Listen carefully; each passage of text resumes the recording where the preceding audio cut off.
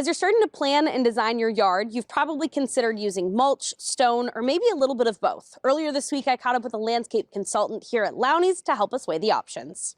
We are here in the garden center at Lowney's Landscaping, and this week we are talking about mulch versus rock. For a lot of people, at least for me, I thought it was more about what it looks like, but there's a lot more that goes into it. Brad is here to tell us why some people choose rock versus mulch and kind of what this is all about.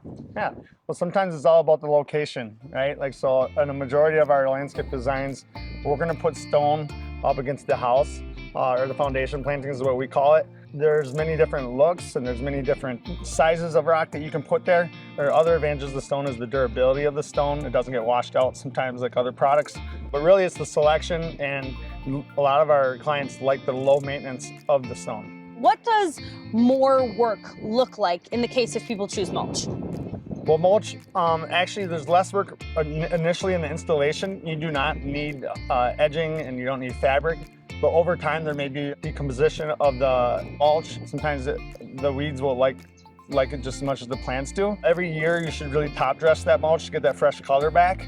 Are there certain plants or trees that prefer different kinds? I know we've talked about people's That's preference. a great question. That's a great question. So actually, you're gonna get a lot more plant options with the mulch, okay? Because like I said, the mulch will stay more moist, and it's actually, the plants like that, obviously. But there's also some plants that maybe won't do as well with the rock. The rock and the stone is a little bit more labor intensive, right? So it's a process. You got to install the edging and the fabric, and the rock itself is a little bit heavier. So it does require a little bit more time and a little bit more effort and labor. It just all comes down to each person's individual preferences and what they value most, right? Like, there could be an initial cost that might be a little bit higher for the rock initially, but over time it seems to balance out.